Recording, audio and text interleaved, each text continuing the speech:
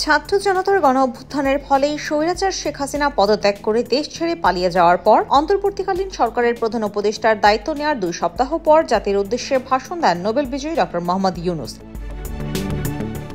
ভাষণের শুরুতেই জুলাই-আগস্টের আন্দোলনে নিহতদের শ্রদ্ধার সাথে স্মরণ করেন। সেই সাথে সাম্প্রতিক বন্যায় ক্ষতিগ্রস্তদের পাশে দাঁড়িয়ে পরিস্থিতি উত্তরণে সরকারের নেয়া নানা পদক্ষেপের কথা জানান প্রধান উপদেষ্টা।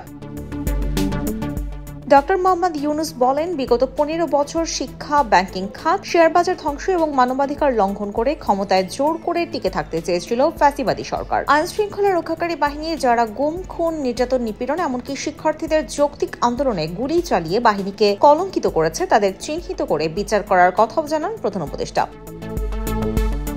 সম্প্রতি সচিবালয় সহ রাষ্ট্রীয় গুরুত্বপূর্ণ প্রতিষ্ঠানের সামনে আন্দোলন প্রসঙ্গে ইউনূস বলেন, সব যৌক্তিক দাবি মেনে নেওয়া হবে, তবে সেজন্য ধৈর্য ধরতে হবে, প্রয়োজন সহযোগিতা।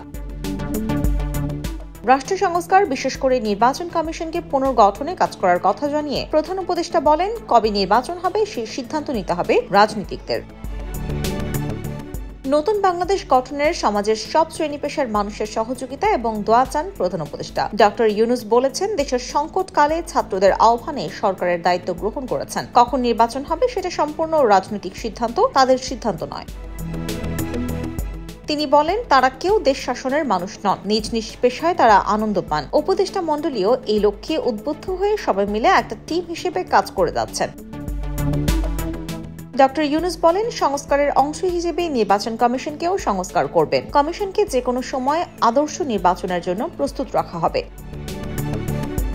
ড. ইউনূস আরও বলেন, দায়িত্ব গ্রহণের পর থেকে প্রতিদিন সচিবালয়ে তার অফিসের আশেপাশে শহরের বিভিন্ন স্থানে সমাবেশ করা হচ্ছে। গত 16 বছরের অনেক দুঃখ কষ্ট আপনাদের জমা আছে, তবে তাদের যদি কাজ করতে না দেন তাহলে এই দুঃখ ঘোচানোর সব পথ বন্ধ হয়ে থাকবে। তাদের কাছে অনুরোধ করেন, কারো যা চাওয়া তা লিখিতভাবে দিয়ে যান। তারা কারো বিপক্ষ দল নন, আইনসঙ্গতভাবে যা কিছু করার আছে তারা অবশ্যই করবেন।